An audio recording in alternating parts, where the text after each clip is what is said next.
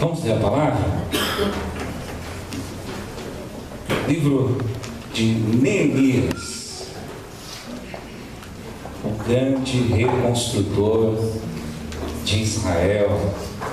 Neemias, no primeiro capítulo.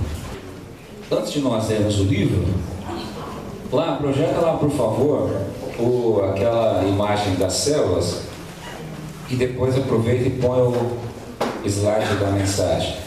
Irmãos, você reparou aí na capa do boletim? Esse boletim ele é temporário, tá?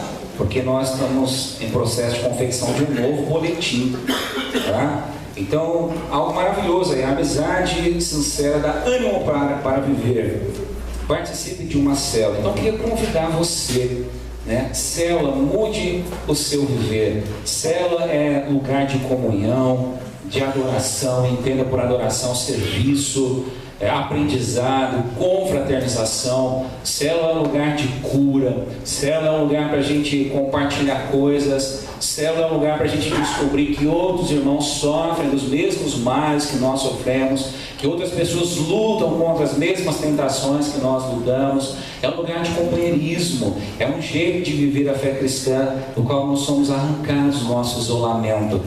Célula, além de tudo, e acima de tudo, é conexão com Deus, com o Espírito Santo, com Jesus e com o irmão e com a irmã. E nós crescemos dessa forma, uns com os outros. Então, todas as quartas e todas as quintas acontece uma célula na qual nós queremos que você visite e faça parte. Aí na capa do boletim estão os nomes das células e quem são os líderes, tá? Então a célula dos Adoras, os líderes do Marquinhos e a Débora, CMA, o líder é a Elisângela, o Interligados, a líder a Solange, a Coinonia, que o líder é o Walter, que não está aqui hoje, foi representar o presbitério no aniversário da IP da Vila Sabrina. Então procure um líder, ou me procure. Você que está nos visitando hoje, não saia sem dar o seu telefone, deixar o seu WhatsApp, porque nós queremos muito estender esse convite a você, para que você encontre esse lugar de comunhão, um lugar para você ser abraçado e visitado por Deus, tá bom? Vamos lá. Neemias, no primeiro capítulo, diz assim: Neemias ora por Jerusalém. As palavras de Neemias, filho de Acalias, no mês de Quisleu, no ano 20º, estando eu na cidade de Suzã, veio Anani, um de meus irmãos, com alguns de Judá. Então lhes perguntei pelos judeus que escaparam e que não foram levados para o exílio e acerca de Jerusalém. Disseram-me: os restantes que não foram levados para o exílio e se acham lá na província estão em grande miséria e desprezo. Os muros de Jerusalém estão derribados e as suas portas queimadas. Tendo eu ouvido essas palavras, assentei-me e chorei e lamentei por alguns dias. Estive jejuando e orando perante o Deus dos céus. E disse: ah, Senhor, Deus dos céus, Deus grande e temível, que guardas a aliança e a misericórdia para com aqueles que te amam e guardam os teus mandamentos. Estejam, pois, atentos os teus ouvidos e os teus olhos, abertos para acudir a oração do teu servo, que hoje faço a tua presença dia e noite pelos filhos de Israel, teus servos, e faço confissão pelos pecados dos filhos de Israel, os quais temos cometido contra ti, pois eu e a casa de meu pai temos pecado, temos procedido de todo corruptamente contra ti, não temos guardado os teus mandamentos, nem os estatutos, nem os juízos que ordenastes a Moisés, teu servo. Lembra-te da palavra que ordenaste a Moisés, teu servo, dizendo: se transgredirdes, eu vos espalharei por entre os povos, mas se vos converterdes a mim e guardardes os meus mandamentos e os cumprirdes, então ainda que os vossos rejeitados estejam pelas extremidades do céu, de lá os ajuntarei e os trarei para o lugar que tenho escolhido para me fazer habitar o meu nome. Estes ainda são teus servos e o teu povo que resgataste com teu grande poder e com tua mão poderosa. Ah, Senhor, estejam atentos os teus ouvidos à oração do teu servo e a dos teus servos que se agradam de temer o teu nome. Concede que seja bem sucedido hoje o teu servo. Dá-lhe mercê perante este homem. Nesse tempo eu era copeiro do rei. 2. No mês de Nissan, o ano 20º do rei Artaxerxes, uma vez posto o vinho diante dele, eu o tomei para oferecer e lhe dei. Ora, eu nunca antes estivera triste diante dele. O rei me disse: por que está triste o teu rosto, se não estás doente? Tem de ser tristeza do coração. Então temi sobremaneira e respondi: viva o rei para sempre. Como não me estaria triste o rosto, se a cidade onde estão os sepulcros de meus pais está assolada e tem as portas consumidas pelo fogo? Disse-me o rei: que me pedes agora? Então orei ao Deus dos céus e disse ao rei: se é do agrado do rei, e se o teu servo acha favor em tua presença, peço-te que me envies ajudar a cidade e o sepulcro de meus pais, para que eu a reedifique. Então o rei, estando a rainha sentada junto dele, me disse: quanto durará a tua ausência? Quando voltarás? Aprove ao rei enviar-me, e marquei certo prazo. E ainda disse ao rei: se ao rei parece bem, dei-me cartas para os governadores da além do Eufrates, para que me permitam passar e entrar em Judá, como também carta para Asaf, guarda das matas do rei, para que me dê madeira para as vigas das portas da cidade e do templo, para os muros da cidade e para a casa em que deverei alojar-me. E o rei me deu, porque a boa mão do meu Deus era comigo. Amém. O tema da nossa mensagem de hoje é igreja para fora. Igreja para fora.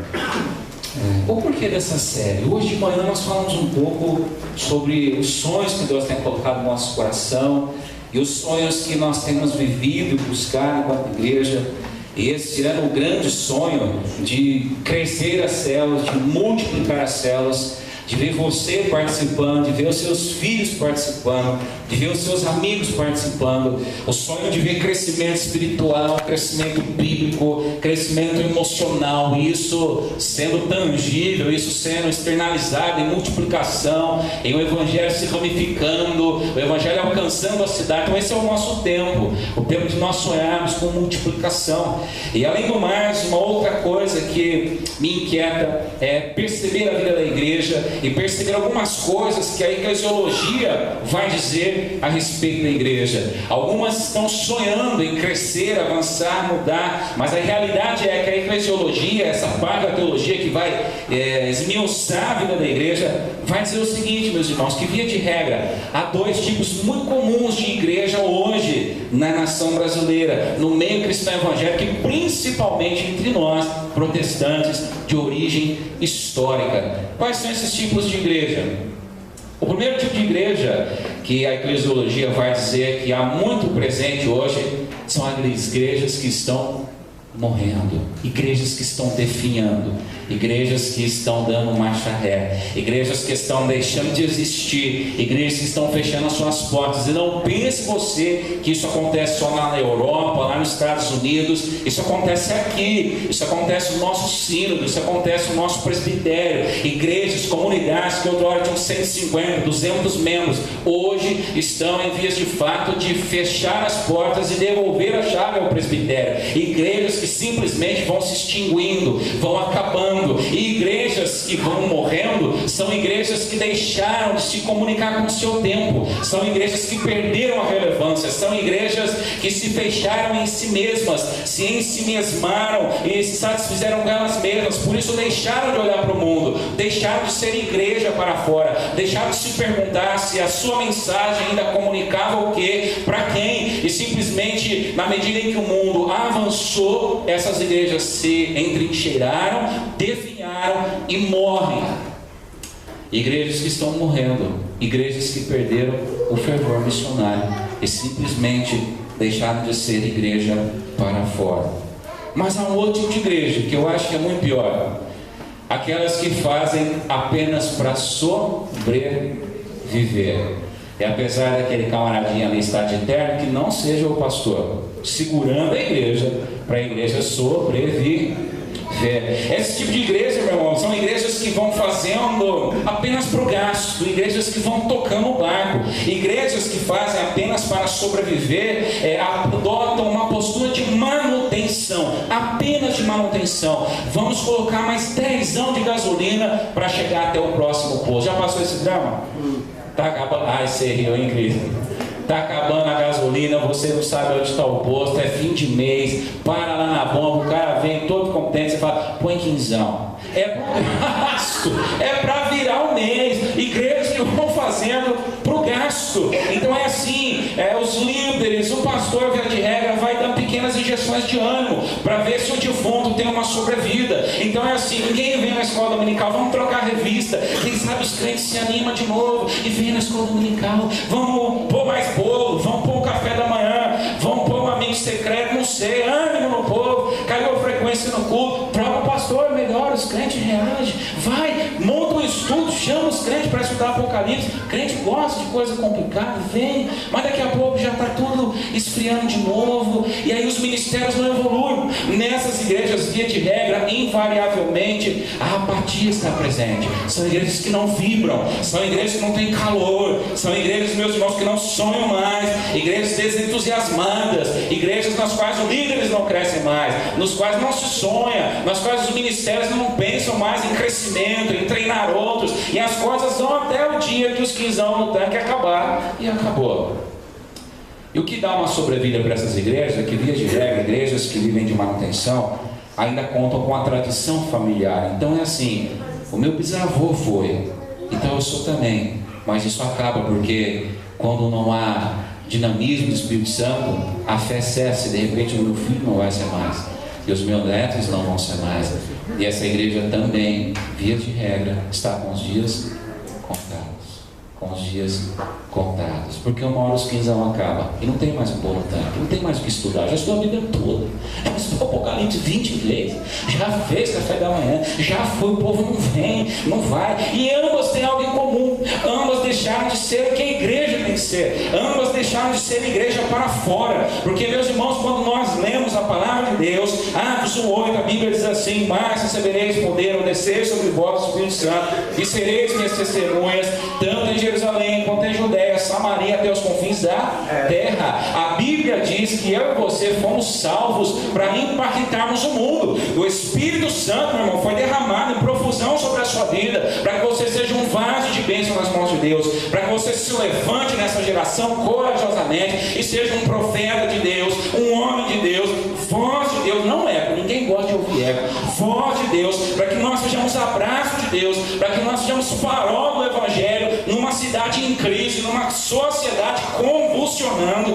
A comunidade de discípulos, segundo Atos 1:8, é esse povo que sai ao mundo, que vai, que está em movimento. Sereis minhas testemunhas em Deus, nos chama para marchar, para ir. Portanto, irmãos, ser igreja para fora faz parte da nossa identidade. Nós não somos igreja aqui, nós somos igreja no mundo, para o mundo, para a transformação do mundo. Logo, pensa comigo, aquilo que você faz aqui não vai impactar o mundo, não vai. Então não pense você que você sai da sua casa e fala assim: hoje eu vou transformar o mundo, e vem aqui na igreja e ouve o louvor gostoso, ouve o Augusto cantar, fala: meu Deus, que lindo o louvor desse menino, que ele não é muito lindo, mas o louvor foi lindo, estou mudando o mundo. Não, meu irmão, aqui você está sendo abastecido, aqui é a tua manutenção, aqui é o teu lugar de crescimento, é o teu lugar de ter conteúdo, substância. Aquilo que você faz no mundo enquanto igreja, isso muda o mundo, muda a família, muda a história, muda uma nação. Eu lembro de John Wesley, ele orava dizendo assim: Senhor, me dê 12 homens que te temam, eu mudo a Inglaterra. Mudou, irmãos, mudou.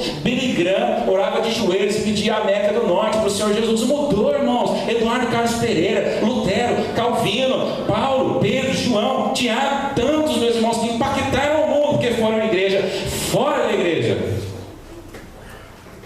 E aí a pergunta é: aonde nós estamos sendo igreja? Dentro ou fora? Porque o importante, pensa comigo, Deus não está tão interessado na forma como você chega aqui.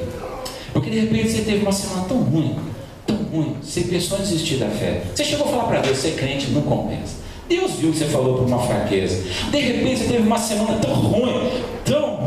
Você falou assim: Deus, eu vou chutar o balde, para mim não dá mais, viro essa mesa, mando pro alto e vou viver a vida, deixa a vida me levar. Deus sabe que é um desespero de um momento. E Deus te traz aqui e de repente vem uma música dessa, né? Leva-me, e Deus fala, Deus cura, Deus abençoa. Então Deus não está muito preocupado com a forma que você vem, porque Ele vai te trazer. Não importa como você chega aqui, mas para Deus importa como você sai daqui, porque o que você faz, qual é a postura, no que resolveu isso, qual a resolução que você toma enquanto Deus está aqui ministrando ao seu coração. Igreja, para fora. E aí então, esse texto maravilhoso de Neemias, e essa é uma série de mensagens que a gente começa hoje. E hoje então a igreja para fora, amando aquilo que Deus ama. E eu diria que para ser uma igreja para fora, nós estamos em primeiro lugar olhando para esse texto lindíssimo aqui de Neemias. Se você nunca tinha lido Neemias, prazer, esse aqui é o Neemias. Neemias foi reconstrutor dos muros de Jerusalém. A primeira lição que fica, irmãos, é que para ser igreja para fora, nós precisamos nos importar com aquilo que Deus se importa. Eu preciso me importar com aquilo que é importante para Deus. Eu preciso me importar com aquilo que é importante para Deus. Eu não sou muito disso, mas eu queria que você repetisse hoje. Porque quando você fala, você ouve, você fala, um grave melhor. Então repete comigo: eu preciso me importar com aquilo que é importante para Deus. Amém. Irmãos, nós precisamos amar aquilo que Deus ama. Uma igreja missional aprende a se importar com aquilo que é importante para Deus, aprende a amar aquilo que Deus ama. Neemias é um servo de Deus que ama aquilo que Deus ama. Neemias é um coração que sente, que se importa junto com aquilo que Deus sente e a favor daquilo que Deus, com aquilo que Deus se importa. Lembra do contexto de Neemias. Neemias estava em cativeiro, Jerusalém havia sido destruída, os povos, os habitantes de Jerusalém foram levados cativos. Alguns ficaram numa vida miserável, vivendo entre os destroços do templo, a cidade sem muralha, não havia plantações, os inimigos ao redor não deixavam Jerusalém se reerguer, porque Jerusalém se reerguendo era um perigo militar. Então era muito melhor para as potências ao redor que Jerusalém continuasse destruída. E a situação de Neemias é essa. Neemias é um homem do cativeiro. Neemias nunca viu Jerusalém. Neemias tem mais ou menos 45 anos quando ele escreve isso aqui. Ele sequer nasceu em Jerusalém. Está a 1.600 quilômetros de Jerusalém. E o que acontece? O cativeiro foi longo, 70 anos. Mas quando teve 60 e alguma coisa, o rei libera uma primeira leva para voltar. Então volta o povo para lá. Demora mais um pouquinho, o ano 545, 50 alguma coisa, volta uma segunda leva. Nessa segunda leva volta Esdras. Você já leu o livro dele aqui? E o Esdras é um homem da religião. Ele fala: vamos construir os muros. Vamos construir o templo. E eles constroem parte do templo. Só que tinha um problema.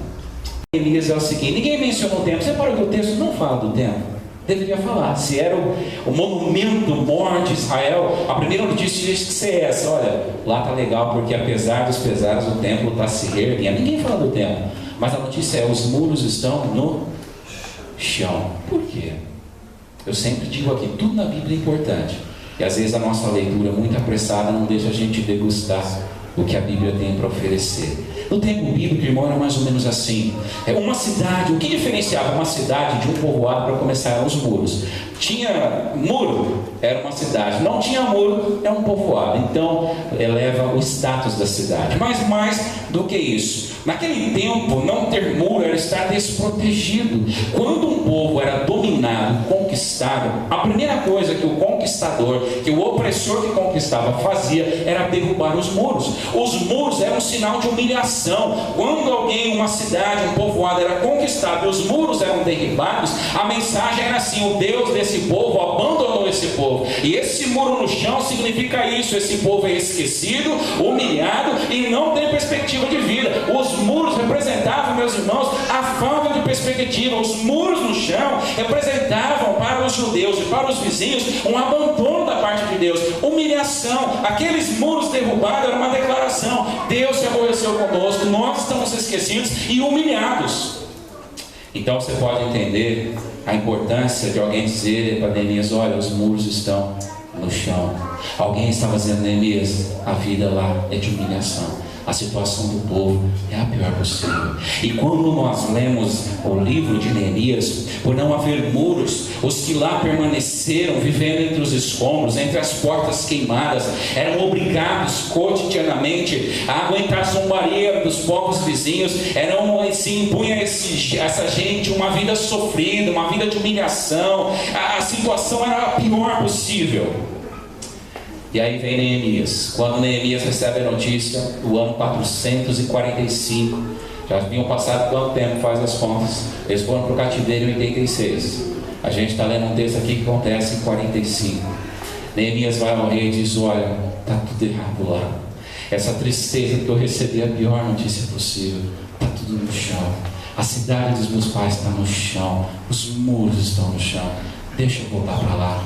Dá um povo aí, dá a carta para mim conseguir madeira, pedra. Deixa eu voltar para reconstruir. E é interessante, irmão, olha para esse texto e pensa comigo. Neemias sequer conhecia Jerusalém. Neemias parecia estar a 1 milhão de quilômetros de distância. O que ele tinha a ver com isso? Não era a cidade dele, ele nem sequer sabia como eram as ruas de Jerusalém. Mas ao receber a notícia ele chora, porque a dor daquele povo era a dor dele, porque Deus se importava com aquele povo. Por isso Neemias se importava com aquele povo. A dor daquele povo é a dor de Neemias, porque Neemias ouve de Deus que Deus se importava com aquele povo. E apesar de nunca ir a Jerusalém, ele é tomado por compaixão. Ele consegue amar do jeito que Deus ama. Ele consegue se compadecer daqueles povos que estavam miseráveis, estavam cercados, humilhados, sem perspectiva, porque Deus os ama. Neemias também os ama de forma profunda, profunda, profunda.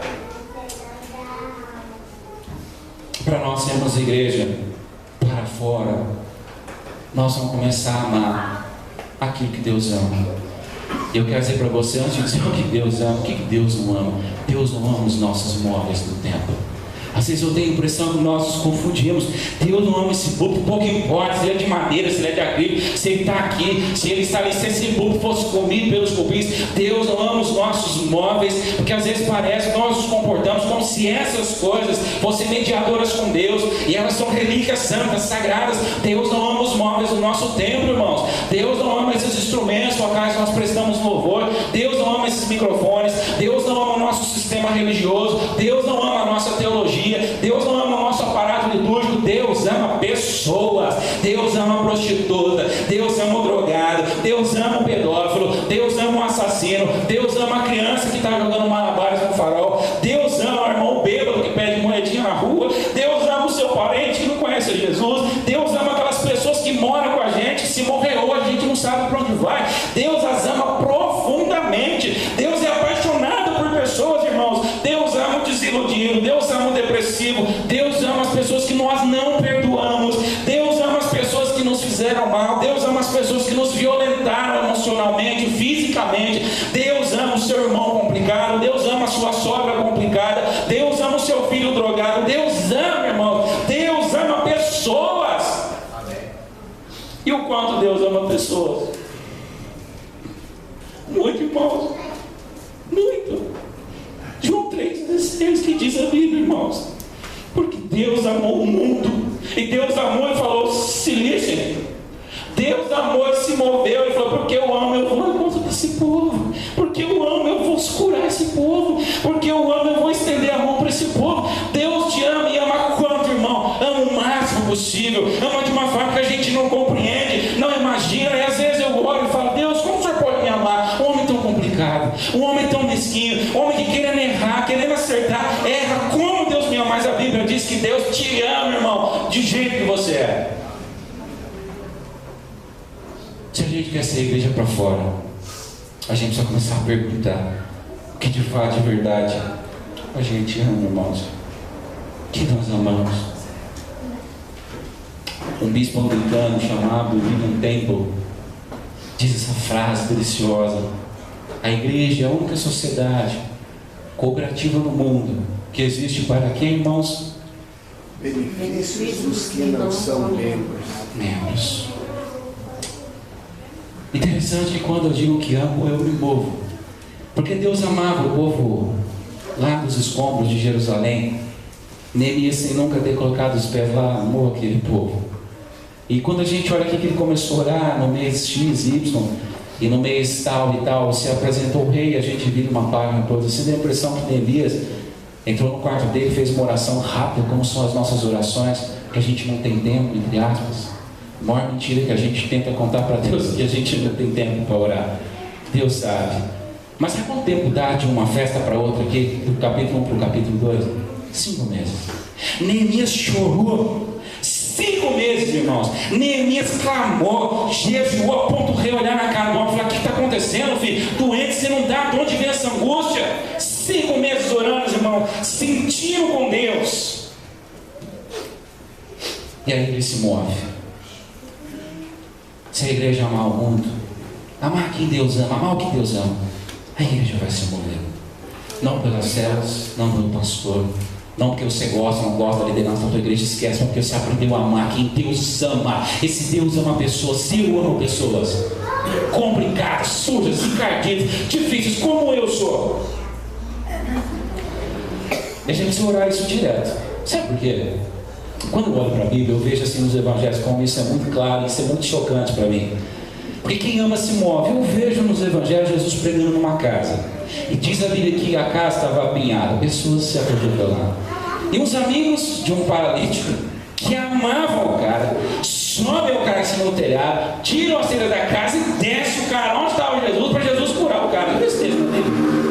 Vai amar assim lá longe. Hoje, quando nós amamos o que Deus ama, nada é difícil para nós, irmãos. Outra feita, a Bíblia diz que havia um centurião, um homem aos olhos dos judeus, reprovável, um homem nojento, um homem não era bem quisto, era o opressor em pessoa, era o Satanás em pessoa, era o centurião. E o centurião adoece o servo dele. Onde ele vai, irmão? Aos pés de Jesus, centurião. Ele dirigia um punhado de soldados. E ele chega lá, o que ele faz diante de Jesus? Se prostra e fala: ó, o Senhor é homem de autoridade, que eu sou homem de autoridade, cura o meu servo, que eu amo demais. Ele fala: eu vou na tua casa. O que ele fala? Eu estou lá, eu pedi para você ir na minha casa, eu não mereço. Dá uma palavra aqui, ele é curado lá. Gente, quando nós amamos quem Deus ama, não é difícil se prostrar, não é difícil interceder, não é difícil orar, não é difícil levar as coisas de Deus a sério. Mas do outro lado, quando eu olho os evangelhos, isso que me choca, e deve chocar você também, é que os religiosos têm problema em amar aquilo que Deus ama. Porque quando eu olho para os escribas e fariseus, essas figuras são demais no evangelho. Nem vou falar só dos seus, mas vou falar só dos escribas e dos fariseus. Quem são os escribas? São os teólogos, são os caras da teologia. Não pode fazer isso, não pode fazer assado. Esse texto diz isso, aquele texto diz assado. A teologia A, a teologia B. Quem são os fariseus? Os homens do templo. O fariseu é aquele que ora em público, diz assim: eu não sou igual esse pereba, esse pecador publicano, eu sou o supra-sumo da religião. Ó Deus, impossível o Senhor não ouvir minha oração. Não é assim? Eles são retratados assim no evangelho. Eles amavam tudo, amavam orar em público, amavam censurar Jesus, amavam, meus irmãos, as minúcias da lei, amavam guardar o sábado, que era dia santo, na cabecinha deles. Tudo eles amavam, só tinha um problema: eles não amavam o que Deus amava, não amavam pessoas. E aí Jesus entra numa sinagoga, vem uma coitada de uma mulher corcunda, enferma há 18 anos. Imagina o que é isso? Já teve dor nas costas, irmão? A Larissa está com um problema em uma das vértebras das costas. É salompra, é analgésico, a semana toda, alongamento. Imagina 18 anos com corcunda, irmãos, 18 anos. Jesus chama a coitadinha e fala: filha, está livre, sai a enfermidade, vai viver a tua vida. Quem entra lá, irmãos? Os fariseus escrevem: Jesus, cai uma moeda aqui. Não pode curar essa mulher, porque hoje é sábado. Amavam tudo, só não amavam aquilo que Deus ama. Pessoas. Não importa como você entra aqui todos os domingos, importa como você sai. Como você quer sair daqui hoje, irmão? Como nós vamos sair daqui hoje? Como você vai olhar para as pessoas amanhã, daqui a pouco na sua casa? Para o maridão que ficou lá, para o filho que ficou lá, para aquele que é complicadíssimo, que te machuca todo dia. Como você vai olhar para essas pessoas? Pensa um pouco. Mas a segunda coisa que esse texto tão bonito mostra: para ser igreja para fora, nós precisamos optar pelo desconfortável. Se tiver algum louco aqui, vai responder assim: quem gosta de desconforto? Quando você vai no ônibus ou no avião, sei lá, onde você vai viajar, você quer sempre qual lugar? Melhor, não é? Porque você quer ir confortável. Quando chegar hoje à noite e for dormir, e a esposa esticar assim, os braços assim, você vai cutucar ela para voltar para o lugar dela, porque ela está atrapalhando o seu conforto. Se o seu bonitão aí, barriga de marca de lavar roupa, roncar à noite, o que você vai fazer? Porque ele está atrapalhando o seu conforto. Nós queremos conforto, irmão, toda hora. Quando eu me impressiono quando a gente vai ao cinema, né? Antigamente a cadeira do cinema pegava aqui no meio das costas. Então quando o filme era comprido, você não aguentava de torcicolo, né? Você ficava assim, você não sabia se apoiava, se ia embora, se esperava o fim do filme. Em nome do conforto, você viu como é que é o cinema hoje, né, Cris? Parece uma poltrona a cadeira, né? Vem assim, te abraça assim, se afunda, estica os pés. Um dia eu fui, não estou acostumado com isso, não. E a cadeira abriu toda assim, eu não conseguia voltar a cadeira. Mas fiquei desconfortável, mas fiquei, falei, já paguei, tem que ficar. Tudo hoje é conforto, irmãos. Nós não queremos ser incomodados, em hipótese alguma. Por isso a gente sobe o vidro do carro, nem que não tiver calor, sobe o vidro do carro, liga o ar-condicionado. Um mundo que não me incomode. Gente pedindo moedinha, vai pedir moeda em outro canto. Não, o mundo que se perturbe para lá. Eu quero sossego.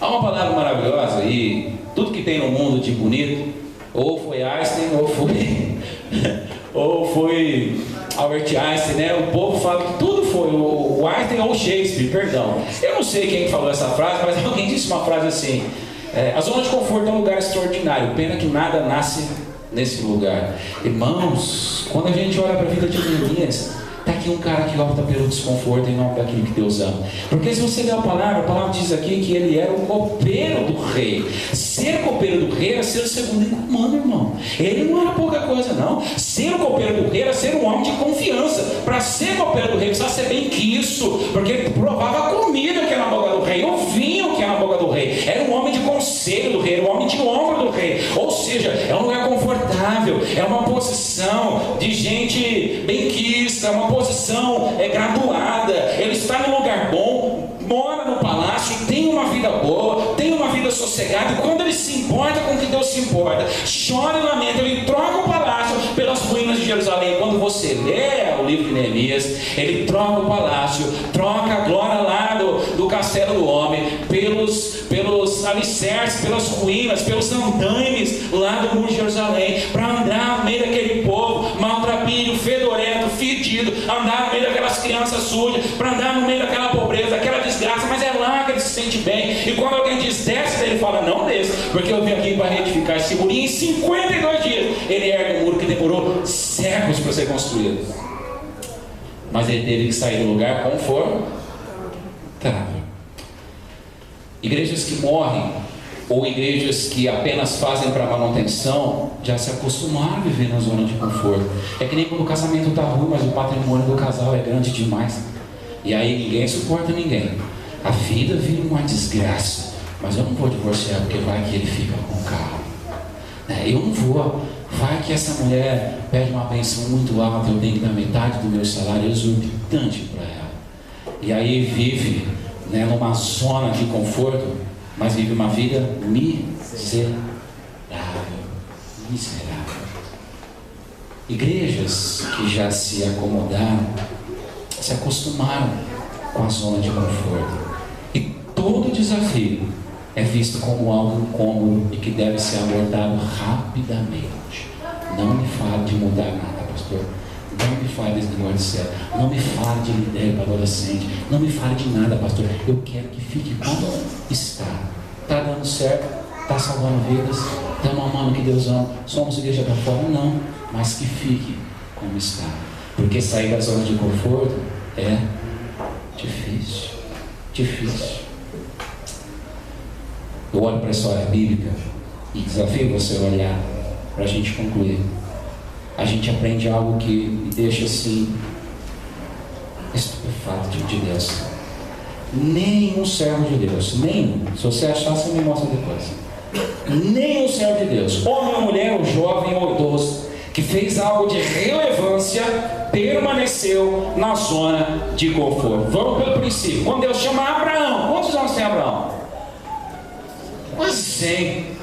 Estava sossegadaço, com ovelhas, com a esposa, bem estabelecido. Qual que é o propósito de Deus para ele? Propósito, ó, dos sonhos. Abraão, sai da tua terra, da tua parentela, e vai para o lugar que eu te mostrarei. Ou seja, sai sem ele nem beira. Quando eu achar que é hora de separar, separa. Fácil ou difícil? Difícil. Pastor, espero que você tenha na reunião de oração. Você acha difícil? Imagina Abraão sair da terra dele, irmão, deixar tudo e sair. Sai. Abraão faz o quê? Sai da zona de conforto. Deixa eu falar para você outro personagem, José do Egito. Quem já ouviu a história de José? O camarada estava na zona de conforto, porque ele era o queridinho da mamãe, não é? José é o filho, José, os outros são filhos, mas José. E o que Deus faz? E quem tira da zona de conforto é Deus. O que Deus faz? Vai lá, gente, pega esse cara, dá um pau nele, joga no poço e vende como escravo, porque ele vai ser governador do Egito. Quando vocês passarem fome, ele vai salvar a vida de vocês. Saiu da zona de conforto. Quando a gente caminha um pouquinho, chega em Moisés vive no palácio, irmão. Ele é criado pela rainha. E no palácio, até hoje, tem coisas da ciência, da astrologia, das coisas egípcias que a gente não consegue entender. A construção das pirâmides, que coisa extraordinária. A engenharia deles era avançadíssima. Moisés é o homem do palácio. E aí aos 40 anos Deus faz ele ter um atrito lá com o egípcio e ele foge, vai para o deserto. E depois de 40 anos no deserto, ele vira o grande profeta do povo de Deus. Mas ele sai da zona de conforto. Quando eu olho para Elias, Jeremias, Pedro, Tiago e João, que estavam no bar. Sim. Jesus chega lá, um negócio de família, tinham redes próprias, barcos próprios, e a proposta de Jesus chega a ser obscena. Deixa os barcos, deixa a rede e vem comigo, vou fazer vocês pescadores de... Hoje a gente fala, você falou com uma emoção, né? Também depois de hoje, né? Se não falar, você não tem alma. Pescadores de... Alguns fecharam os olhos de... Mas hoje está tudo formulado, está tudo certo. Mas imagina naquela época, que esquisito. Viu um cara lá da Galileia, que era filho de José e Maria, que tudo indica, parece que não batia bem das ideias, porque estava falando que era filho de Deus, e fala, você vai pescar um homem? Peraí, pescar o quê? Eu já pesquei tudo, caranguejo, tilápia, salmão, dourado, curimba, mas homem eu nunca vi pescar. Irmãos, era um absurdo, mas para ir com Jesus, eles largam tudo e vão com Jesus. Mateus, irmãos, Mateus é um coletor de impostos. Mateus é publicano. Nos evangelhos, os publicanos são os caras dos conchavos políticos. É o próprio judeu que explora o judeu em nome do Império Romano. Por isso que eles não eram bem quistos. Jesus chega lá e fala, cara, larga isso aí e me segue. Larga tudo e segue, irmãos.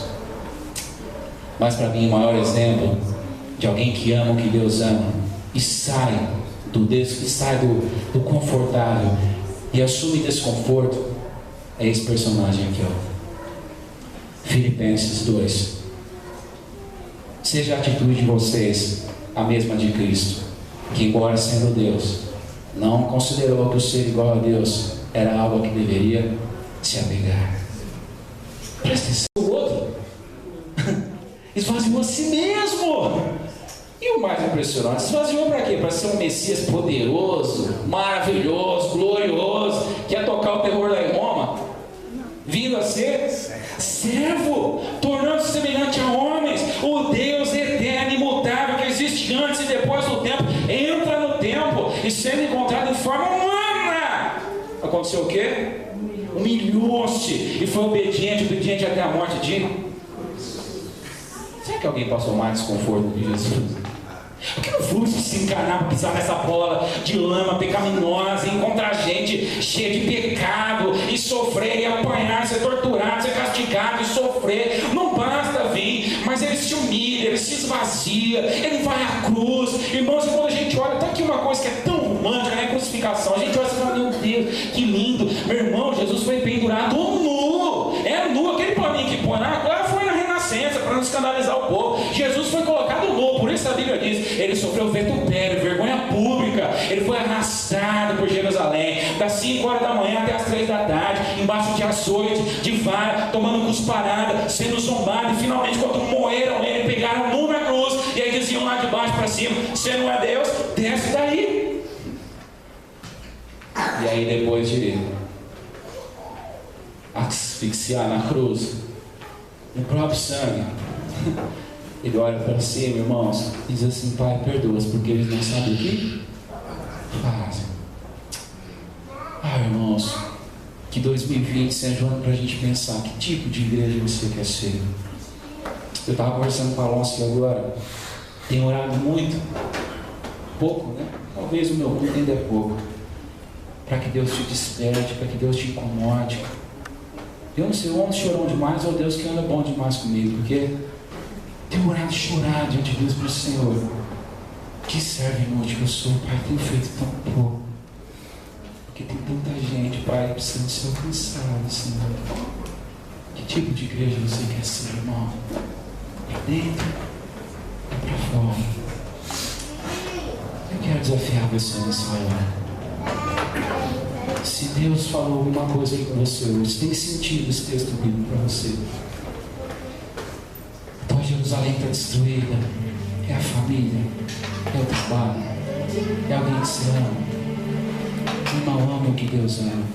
Se mova, irmão.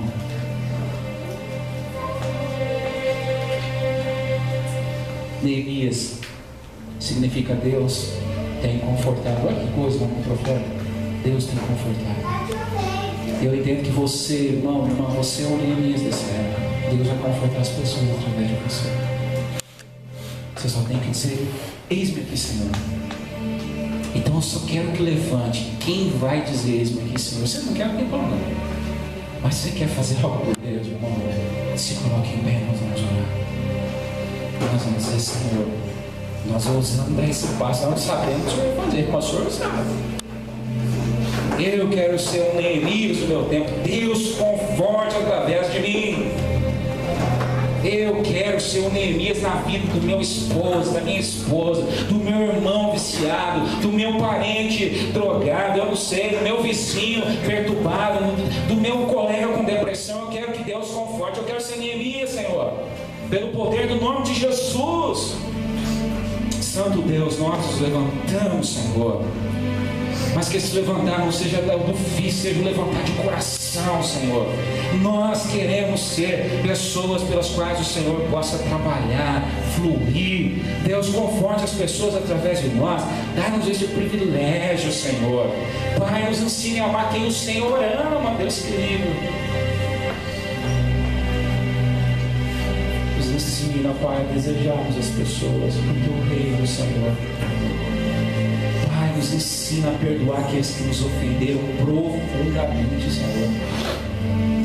Cura, Pai, as violências físicas, emocionais, espirituais, para nós sermos igreja para fora, Senhor.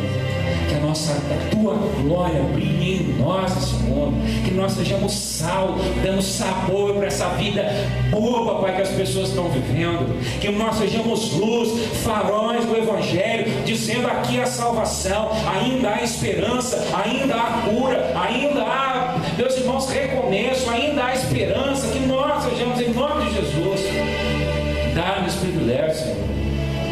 Pai, que a gente seja isso na nossa família, nosso local de trabalho, nosso local de estudo. Pai, que os nossos líderes de célula sejam Neemias nessa geração. Pai, que os nossos anfitriões sejam Neemias nessa geração. Os nossos secretários, cada irmão, cada irmã que abraçou essa empreitada, aqueles que vão abraçar, Senhor, que os irmãos do Solo e da Glória, que os irmãos da Mage, que o conselho dessa igreja, ó Pai, que os jovens dessa igreja, os adolescentes dessa igreja, que os professores dominicais dessa igreja, usa-nos como Neemias, ó Pai. Em nome de Jesus, em nome de Jesus, dá-nos, ó Pai, autoridade espiritual para orarmos, Senhor, e vemos milagres acontecer, para orarmos e vemos pessoas sendo libertas, renovadas, ó Pai, transformadas pelo poder do Espírito Santo, Senhor. Tira de nós a frieza, a indiferença, Pai, ajuda a gente a amar aquilo que o Senhor ama. Em nome de Jesus. Amém. Amém. Amém.